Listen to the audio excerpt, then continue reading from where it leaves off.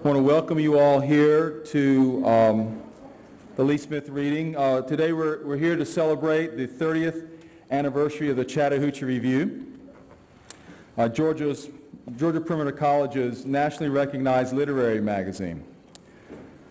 30 years ago this fall, Lamar York, a professor at the Dunwoody campus, founded a quarterly that would thrive as a shining example of the college's commitment to the literary arts. Born out of the enthusiastic Dunwoody faculty, the magazine has grown steadily to become one of the oldest literary quarterlies in the country, nationally known. To create a literary magazine is in itself a noble undertaking.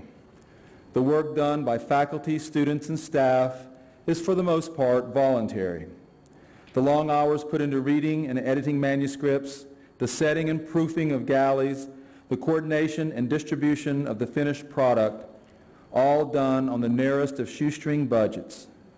It is a fragile enterprise balanced between college and university administration bottom lines and those who see beyond the numbers and understand the intrinsic value in sharing the written word.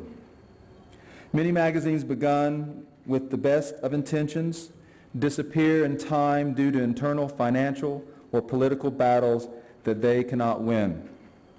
The Chattahoochee Review is not without its own challenges, many of which over the years could have spelled its doom.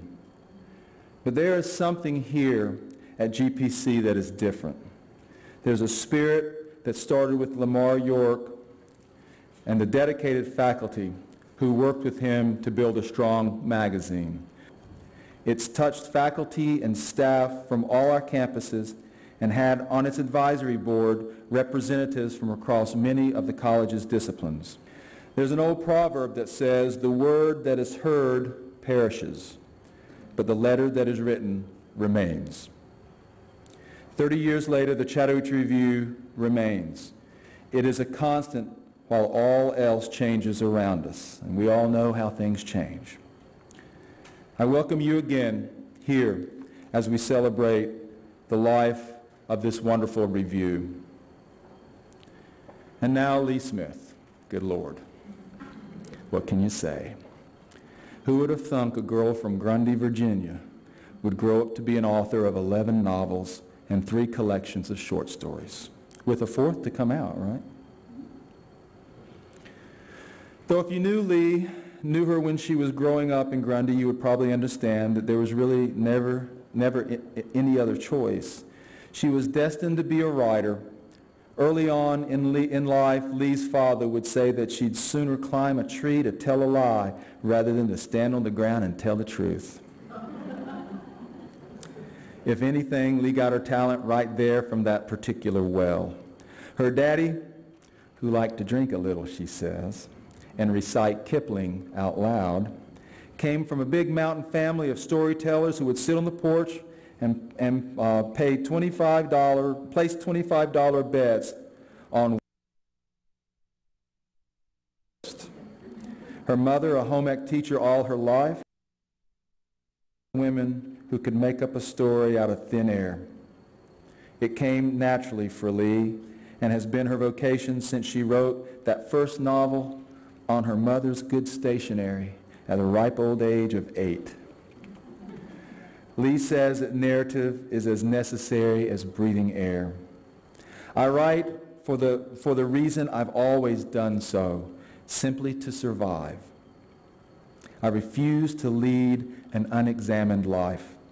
No matter how painful it is, I intend to know what's going on.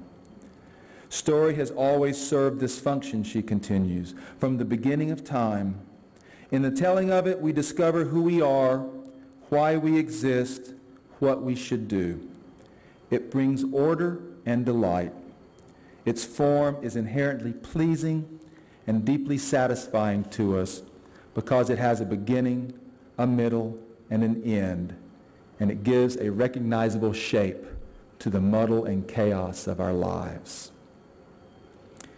Here today, as we celebrate the 30th anniversary of the Chattahoochee Review, we are in medias res, somewhere in the middle of this great journey, not knowing how the ending might turn out.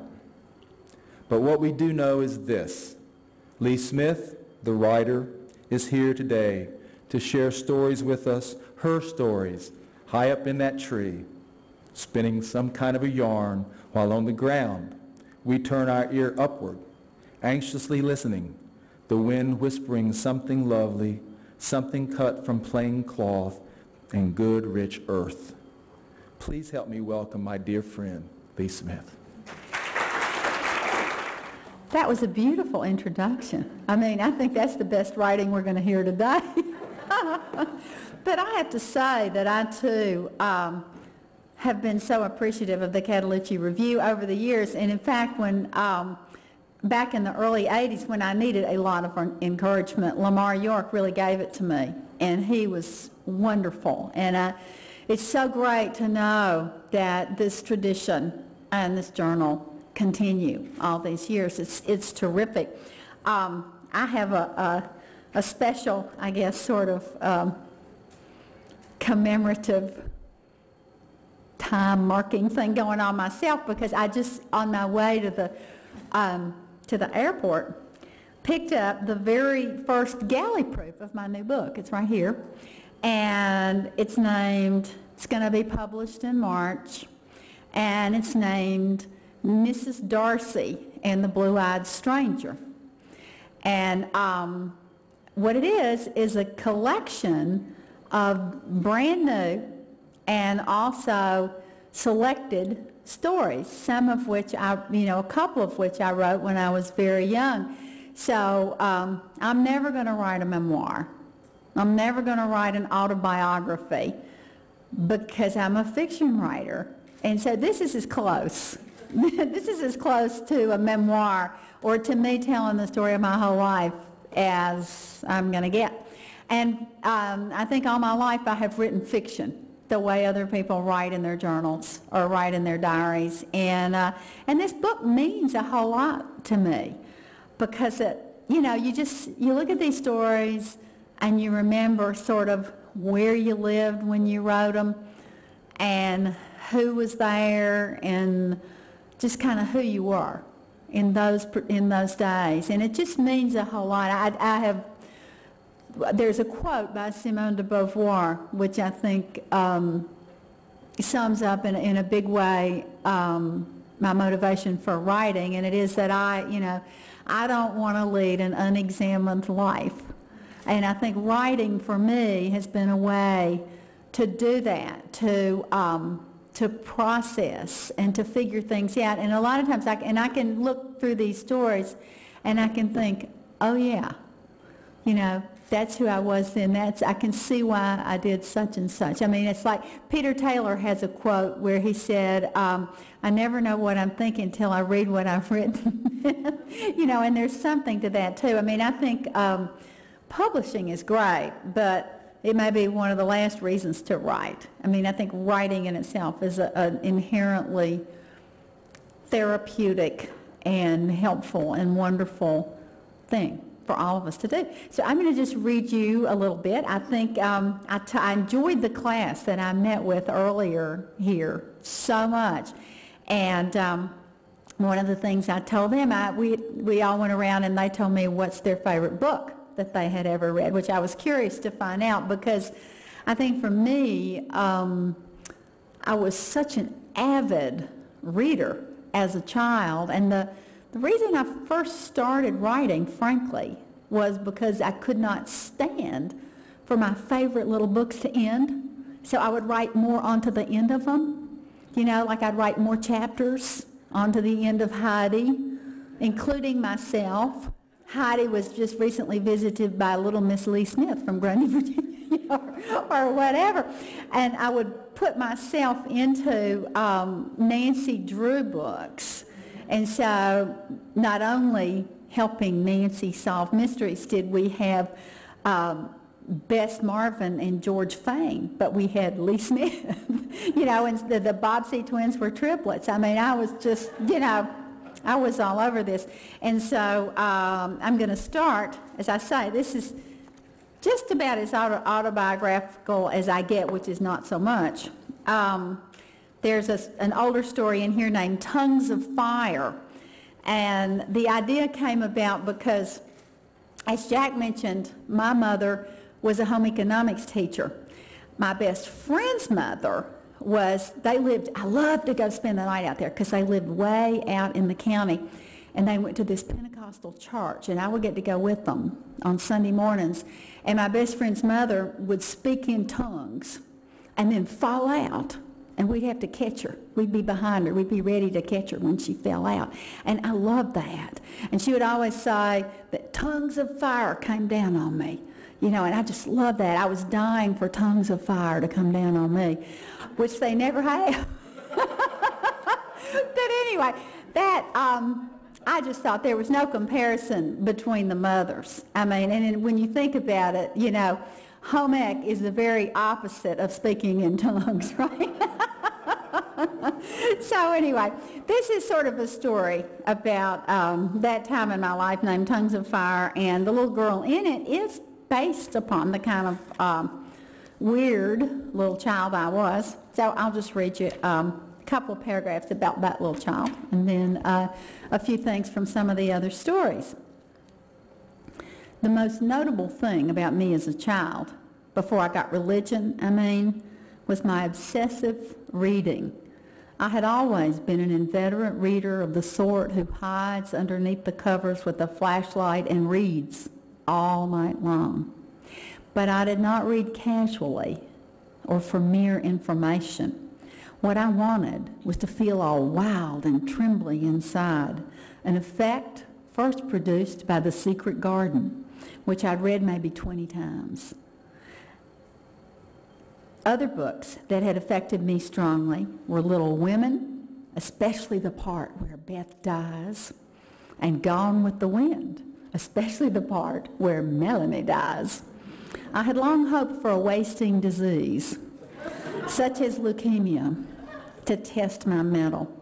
I also loved Marjorie Morningstar, A Tree Grows in Brooklyn, Heidi, and books like Dear and Glorious Physician, The Shoes of the Fisherman, Christie, and anything at all about horses and saints. I had read all the Black Stallion books, of course, as well as all the Marguerite Henry books. But my all-time favorite was a biography of Joan of Arc named God's Girl, especially the frontispiece illustration picturing Joan of Arc as she knelt and, quote, prayed without ceasing for guidance from God, whose face was depicted overhead in a thunderstorm. Not only did I love Joan of Arc, I wanted to be her. The only man I loved more than Colin of The Secret Garden was Johnny Tremaine from Esther Forbes' book of that title. I used to wish it was me, not Johnny Tremaine, who'd had the hot silver spilled on his hand. I would have suffered anything, everything, for Johnny Tremaine. So this was the kind of weird little intensely reading child I was. And later, I think just sort of transferred all that, you know, that passion in literature never did go away. And I just kind of kept transferring it as I got older. The first novel that Jack mentioned, which was written on my mother's stationery when I was 9, actually, the main characters in that novel were my two favorite people at the time. I came from a family of yellow dog Democrats. And what that means is you'd vote for a yellow dog before you'd vote for a Republican. I'm still that way. But also, so the main character in this first novel was Adlai Stevenson. And the movie only changed once a month in this little town, and one of the movie stars of the day was Jane Russell. And so in this novel, Adlai Stevenson and Jane Russell have a romance. And the plot is that they flee together, they run away together in a covered wagon, and they go west, where they marry and then become Mormons. And I have no idea how I knew about Mormons. I mean, I still don't know. But anyway, those two themes, sort of romance and flight, I think are things maybe that I'm still writing about, so many, many years later. So the first novel I wrote was a sort of was a novel about a very imaginative child, somewhat like the one I was just reading to you from. But then a funny thing happens as you grow older. You sort of use up your own life, you know, and you begin to write not out of all the great dramas and traumas of your childhood that perhaps led you to write in the first place, but you actually have to start making things up. And this is a great pleasure. It's a great liberation, in a way, from the self, and it can become a great pleasure. So you encounter your main characters, I guess, in other, you know, largely in other places. Let me read to you from this story named The Southern Cross. And I'll tell you where I made this, how I made this up. I was writing a travel piece for, I think, for American Airlines magazine, and I went to the Grenadines, these islands in the Caribbean, and at one point we were on an island, my husband was with me, named Myro, and we were in one of these, is that me? We were in one of these restaurants that's in a house up in the jungle, and there are chickens running around on the floor and so on, and most of the people in the restaurant had come in by dinghy. They were sort of Euro trash people, you know, that were on yachts and stuff. And they had come in, and I was fascinated by these people. And I was, you know, just looking at them.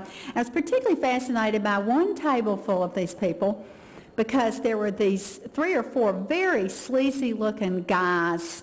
They were kind of gold chain guys with sort of sculptured haircuts. They looked like developers from Atlanta, maybe, or somewhere. Anyway, but with them they had, I think, the most beautiful young woman I had ever seen. She looked French to me. She looked like a model.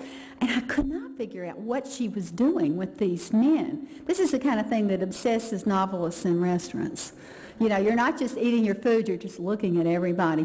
And so I was so curious. So when she got up, I thought, oh, she's going to go to the bathroom, so I'm going to go to the bathroom. So I got up and I stalked her, you know, and I followed her, and she was putting on her, you know, later she was putting on her lipstick. And so I decided I would speak to her. And in the way that you speak to people when you think they speak another language, what I do is I always say, hello. You know, I don't know why I think this is going to matter. Say, hello, you know, like this. And I said, where are you from? You know?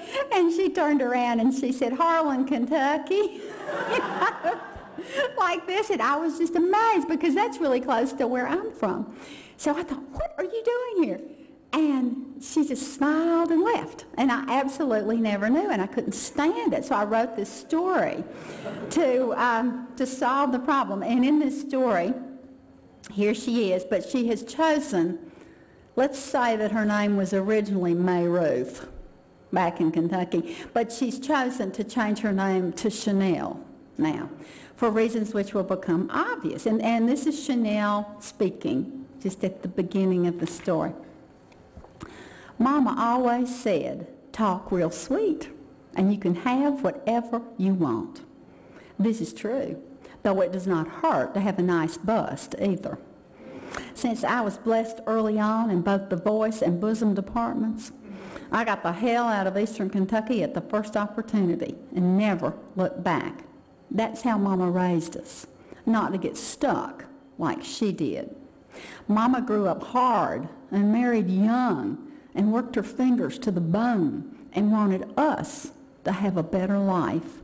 Be nice, she always said, please people, and marry rich. After several tries, I'm finally on the verge of this, but it has been a lot of work, believe me. I'm a very high-maintenance woman. It is not easy to look the way I do. Some surgery has been involved. But I tell you, what with the miracles of modern medicine right at our fingertips, I do not know why more women don't go for it. Just go for it. This is my motto. And this is why I am here on this yacht this weekend. I am just about to get Larry nailed down. I feel that he is finally making a real commitment by bringing me along this weekend, and I have cleared the decks for action. Larry's already left his marriage psychologically. So the rest is just a matter of time. Well, baby, what do you think? Paradise, huh? This is my fiancé and employer, Larry Markham, who certainly deserves a little trip to paradise if anybody does. I have never known anybody to work so hard. Larry started off as a paving contractor and still thinks you can never have too much concrete. This is also true of gold, in my opinion, as well as shoes. Honey, this is fabulous, I tell Larry, and it is. Turquoise blue water so clear you can see right down to the bottom where weird fish are swimming around.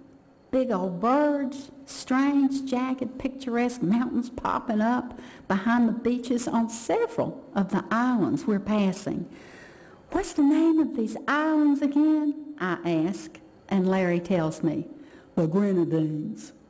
There's a drink called that, I say, and Larry says, is there, baby? And kisses me. He is such a hard worker that he has missed out on everything cultural. Kissing Larry is not really great, but okay. Honey, you need some sunscreen, I tell him when he's through. He has got that kind of red-headed complexion that will burn like mad in spite of his stupid hat. You need to put it everywhere, all over you, on your feet and everything. Here, put your foot up on this chair, I tell him, and he does. And I rub sunscreen all over his fat white feet, one after the other, and his ankles and his calves, right up to those baggy plaid shorts. This is something I will not do after we are married. And here's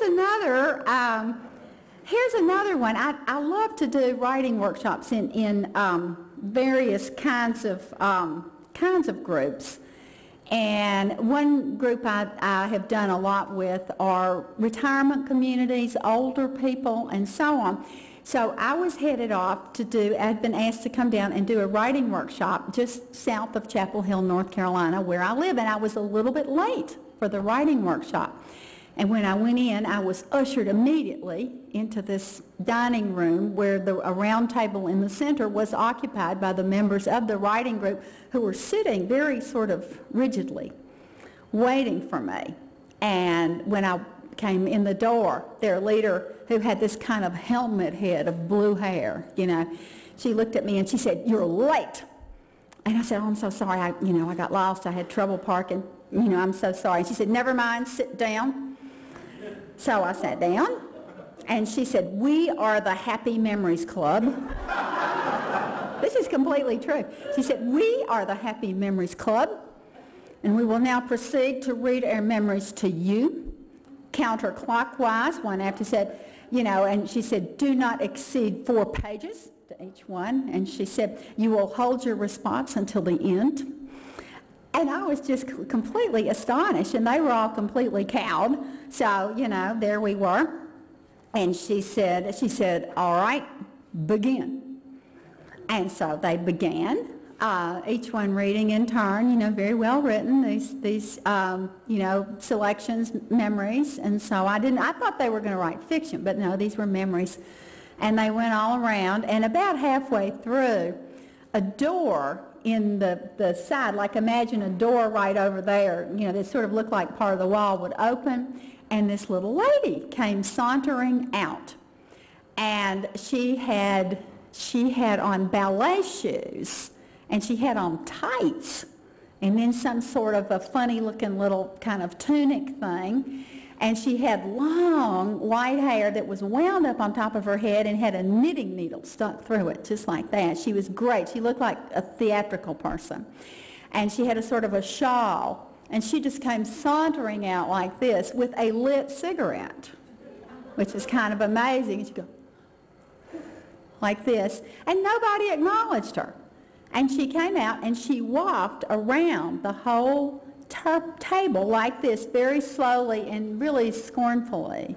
And every now and then she'd go like this, and she would blow out a smoke ring across the table while they continued to read these happy memories in a very repressed way.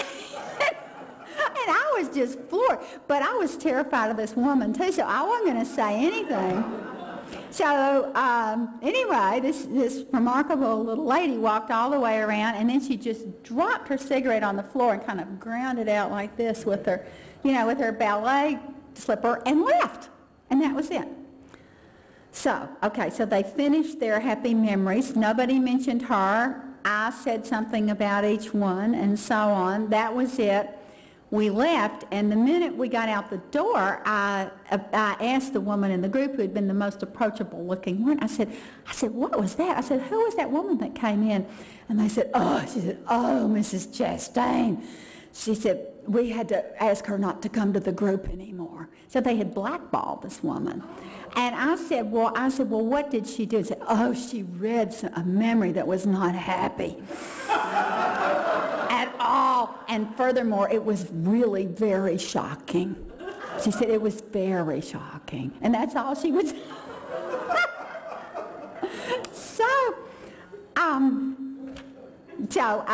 So that happened, and then one other thing happened. Another time, as I was leaving such a group at a different spot, they all said, watch out for Mr. Vance as you're leaving. And I said, why? And they said, just watch out for him. And so I was going out of the door and crossing the parking lot, and this big old man came running after me, and he said, wait a minute, honey, wait a minute, and so I waited, and he came up like this with his hands like this, and he said, if you can guess what I've got in here, he said, I'll give you a big kiss. And so I said, an elephant. And he said, close enough. Which I thought was a riot. So, okay, I'm going to read you this one section.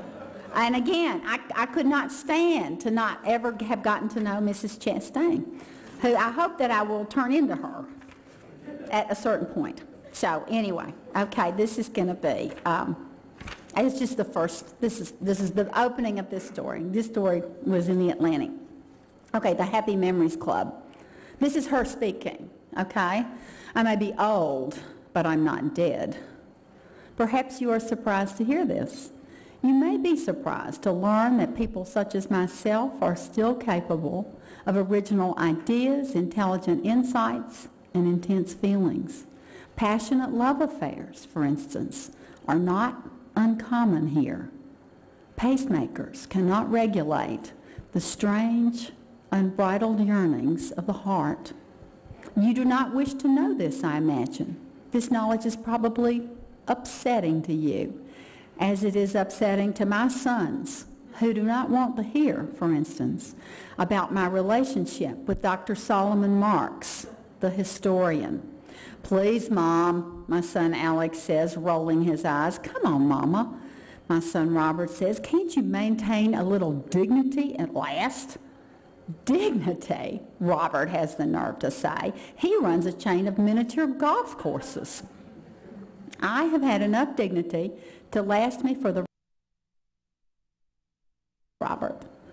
I've always done exactly what I was supposed to do, and now I intend to do what I want. Besides, Dr. Solomon Marks is the joy of my life, I told them all. This remained true, even when my second surgery was less than successful, obliging me to take to this chair. It remained true until Solomon's most recent stroke 5 weeks ago, which has paralyzed him below the waist and caused his thoughts to become disordered, so that he cannot always remember things, and he cannot always remember the names of things. A survivor himself, Solomon is an expert on the Holocaust. He has numbers tattooed on his arm. He used to travel the world speaking about the Holocaust. Now, he can't remember the name of it. Well, I think it's a blessing, said one of the nurses, that young Miss Rogers. The Holocaust was just awful. It is not a blessing, you ignorant bitch. I told her, it is the end. Our memories are all we've got. I put myself into reverse and sped off before she could reply. I could feel her staring at me as I motored down the hall. I'm sure she wrote something in her ever-present notebook. Inappropriate and unmanageable are some of the words they used to describe me, unpleasant and inaccurate adjectives all. The words that Solomon can't recall are always nouns. "My dear," he said to me one day recently when they had wheeled him into the residence center lobby. What did you say your name was?" He knew it, of course, in his heart's deep core, as well as he knew his own. "Alice Scully," I said. "Ah, Alice Scully," he said. And what is it that we used to do together, Alice Scully, that brought me such intense, His eyes were like bright little beads in his pinched face. "It was the greatest, sex," I told him. "You loved it." He grinned at me. "Oh, yes," he said, "sex. It was sex indeed." "Mrs. Scully," his nurse snapped. Now I have devised a game to help Solomon remember nouns. It works like this. Whenever they bring him out, I go over to him and clasp my hands together as if I were hiding something in them. "If you can guess what I've got here," I say, "I'll give you a kiss." He squints in concentration, fishing for nouns. If he gets one, I give him a kiss. Some days are better than others. This is true for us all. We can't be expected to remember everything we know. So that's the end of that. Thank you. And so these are, these are things that just come out of your life. Possibilities that never got fulfilled, people you never really got to know. I think of Ann Tyler, who's another one of my favorite writers. She has a great quotation about writing, and she says, "I write because I want to have more than one life." And this is a way to do it. It's a way to just experience being in someone else's skin, which is really, really fun to do. Let's see. I think I will conclude by writing. This is from a new novella named Big Girl. And I don't think it's been published. I don't think it has anywhere. Besides here, I just finished it. And it's, I love to also read small town newspapers. I just love them. And when I was a journalist in Tuscaloosa, one of my jobs was to edit the stories sent in by the ladies in all the little outlying towns, about, so-and-so went to Birmingham to buy school shoes, or, whatever it was. I just loved this stuff. So anyway, I'm still reading all those little papers. And one thing I've noticed, and it's not only, I guess, in small towns, but I just noticed how many embezzlers are women. And actually, a lot of them are large women. I don't know if y'all have noticed this or not. But anyway, we've had a string of large embezzlers in my section of North Carolina. So I decided to write this story. It's named Big Girl. And I'll just start. And this is, she's speaking, okay? "How did this happen?" The woman asked me so soft I have to lean up in the chair to hear. When did it start? A good question. But when does anything start? How far back do you have to go? I was a big girl, now I'm a big woman. My life has been different because of it. Many avenues of opportunity are closed off to a big girl. You can't be a majorette, for instance. You can't be a cheerleader. You dress and undress in the shower stall at gym class. You stand in the back for group pictures. If you ever get elected to anything, it's always treasurer. I never had a date in high school. Boys didn't even notice my big breasts because I was big all over, like the Pillsbury Doughboy, remember him? On the packages of pizza mix and cake mix. I have opened a number of those packages in my time, I might as well admit it. Obviously, I'm not a picky eater. Everybody has to be something, I reckon, and I am a great cook. I tell you that in all honesty. I'm known far and wide for my cakes, my 3-cheese lasagna, my chicken and biscuits, and especially my chocolate pecan pie, Billy's favorite. Used to be his favorite, I should say. During the first 6 years of our marriage, Billy gained 40 pounds, which he complained about, but he didn't really mean it. He needed to beef up some. He looked better than ever, in my opinion. Maybe I should have paid more attention last spring when he went out and bought that diet stuff at the Whole Earth store in the mall and said he was going to get back in shape, but I just thought, isn't that nice? A man has got to do something after all, even a man that has got hurt and laid off. And they say walking is good for anybody, though it makes me short of breath, personally. I worked overtime while Billy walked. He walked all summer long. It never occurred to me to wonder if he had a destination.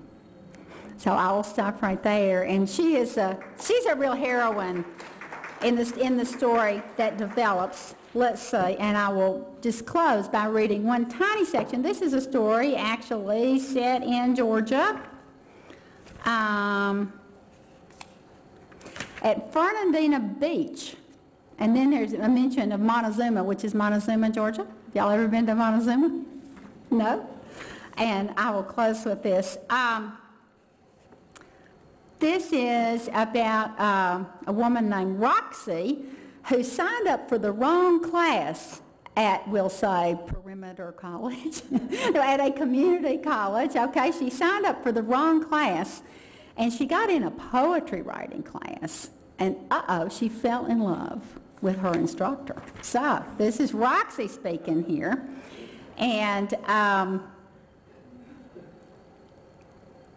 okay, this is it. And her marriage subsequently broke up. And at the point in the story where the story starts, she's been happily married to the poet for years and years. And her own daughter is getting engaged, and this is making her think back. And her own daughter is so sort of businesslike about the marriage, and she's got it all down on her BlackBerry and stuff, and you know, this makes Roxy think about the difference between herself at this impetuous age and her daughter who's getting an MBA and is, you know, seems to be getting engaged on her BlackBerry. So, okay, Roxy shakes her head, remembering herself and Willie at the same point in their relationship about 2 months after she started taking that poetry class. Because Willie was the love of her life. She knew it immediately. She never met anybody like him, anybody so brilliant and wild and funny, yet so educated. Why, she was just crazy about him. She couldn't believe he actually seemed to like her back. She knew she didn't deserve him. She is still convinced that she didn't deserve him, especially after losing Alice. That's another whole plot in this story. If Roxy actually had to say what her best trait is, she would say reliable, hardworking. That's pathetic, isn't it? Even mules are hardworking, horses, even dogs. But she has a good bus line too, and a good heart which is capable of intense love, so much love that it has surprised her and scared her to death upon occasion, when it has caused her to do the wildest things, things she would have thought nobody her age would ever do, especially a realtor. She has never been his equal. She's just a normal person who got hooked up to a genius, sort of like a car that gets its battery charged by a Rolls Royce. This is a metaphor, which means saying one thing in terms of another, such as, my love is like a red, red rose. This is one thing she learned in Willie's class. They met for a cup of coffee to discuss the poem she had written for her first assignment. And after that, she couldn't help it, any of it. They were immediate soulmates, old souls, Willie called it. Roxy had never had a soulmate before. In fact, she hadn't had any fun for years either, and Willie was so much fun. They snuck around. They had picnics out in the silent, secret Blackwater Swamp. They spent afternoons at the Bambi Lynn Motel in Montezuma, where all the pictures on all the walls showed the same thing, that same locomotive coming around a bend. The Bambi Lynn Motel must have bought a truckload of those pictures. They made love on the new oriental rug in Roxy's living room while the boys were off at school and Livingston was over at the legislature. They got rug burns at their age. Rug burns. Roxy looked at him in the mirror and giggled. "Oh, that's eczema," she told Livingston when he asked. Sometimes they made love in Roxy's own king-size bed with its dual controls of mattress firmness. She's not proud of this.